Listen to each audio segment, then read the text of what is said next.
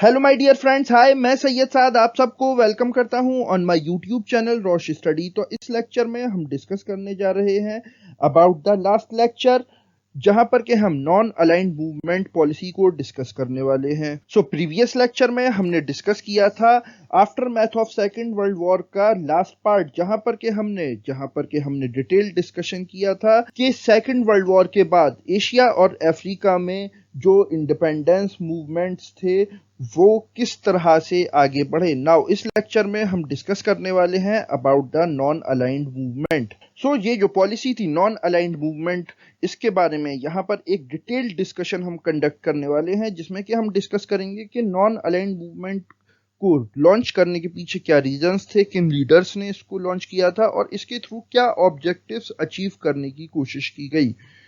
ये लेक्चर अगर आपको अच्छा लगे तो इस वीडियो को लाइक करें, शेयर करें, कमेंट करें और इसी तरह के इंफॉर्मेटिव कंटेंट के लिए सब्सक्राइब करें to our YouTube channel.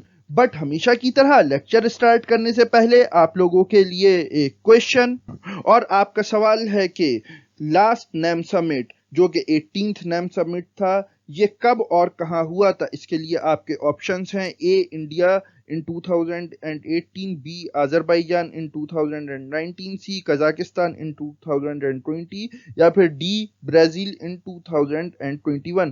Comment section आपका है, इसका राइट आंसर वहां पर लिखें। हमेशा की तरह इसका सही आंसर मैं आपको बताऊंगा इस लेक्चर के लास्ट में। तो चलिए हम स्टार्ट करते हैं आज का अपना topic. So stay with us because there is a lot to know, a lot to discuss.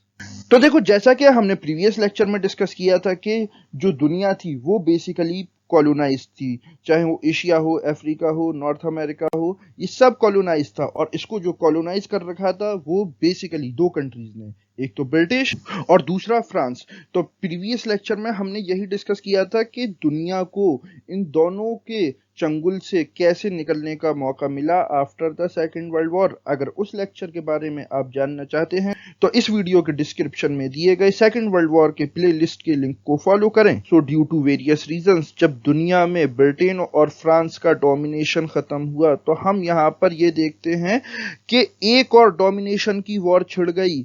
और ये डोमिनेशन की वॉर जो अब स्टार्ट हुई, ये स्टार्ट हुई between USSR and USA. Now दुनिया अब काफी ज्यादा चैन की सांस ले रही थी after the second world war, but अब दुनिया के ऊपर एक और बहुत बड़ी जंग का खतरा मंडराने लगा, और ये खतरा था यूएसए और यूएसएसआर के बीच जंग हो जाने का। बिकॉज सेकेंड वर्ल्ड वॉर के बाद ये दोनों कंट्रीज ही काफी ज्यादा पावरफुल बनकर उभरे। तो हम यहाँ पर ये देखते हैं अब फिर से यहाँ पर दो ब्लॉक्स बनना स्टार्ट हुए, एक तो यूएसए का और दूसरा यूएसएसआर का। यूएसए का ब्लॉक जो था वो बेसिकली कैपिटलिस्टिक सिस्टम को सपोर्ट कर रहा था, और यूएसएसआर का जो ब्लॉक था वो कम्युनिस्ट मॉडल को सपोर्ट कर रहा था। तो नाउ ये तो अब बहुत बड़ा खतरा था कि दुनिया अभी सेकेंड वर्ल्ड वॉर से निकली है और उसके तबाही के इफेक्ट जो कि डिकेड्स तक रहने हैं वो अभी सही से आने शुरू भी नहीं हुए हैं, और यहाँ हम तीसरी वर्ल्ड वॉर की तैयारी होती हुई देखते हैं। इस प्रॉब्लम से डील करने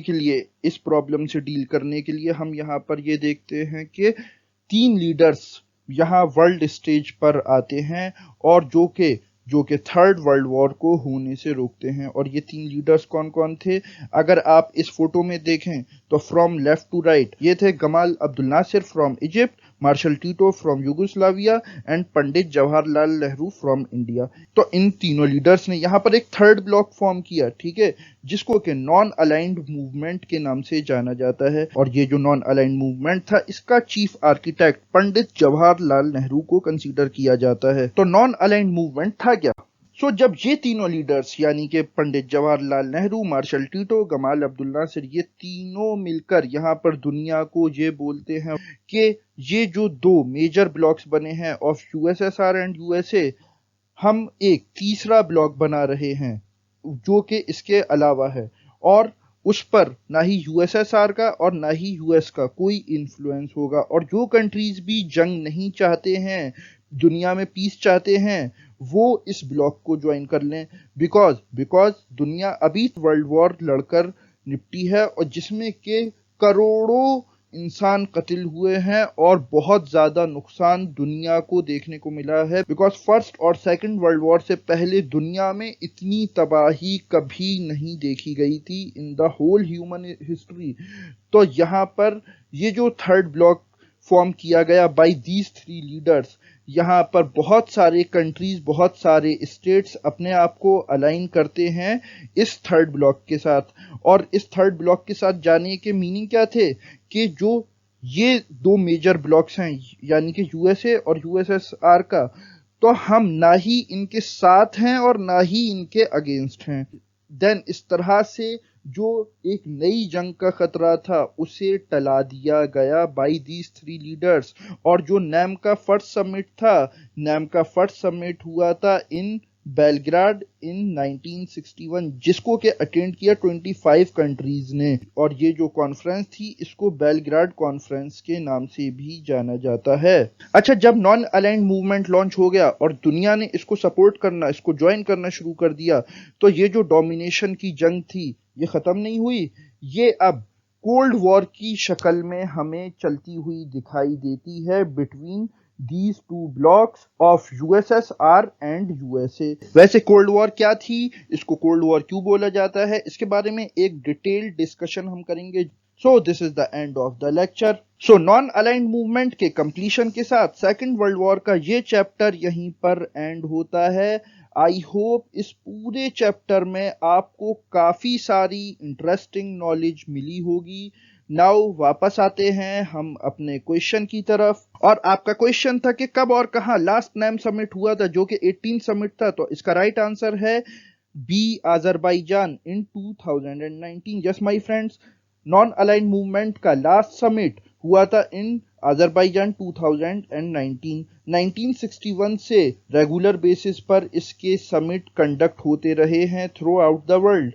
so this is the end of the video. अगर ये लेक्चर आपको अच्छा लगे तो इस वीडियो को लाइक करें, शेयर करें, कमेंट करें और इसी तरह के इंफॉर्मेटिव कंटेंट के लिए सब्सक्राइब करें to our YouTube channel. Now I am Syed Saad signing of.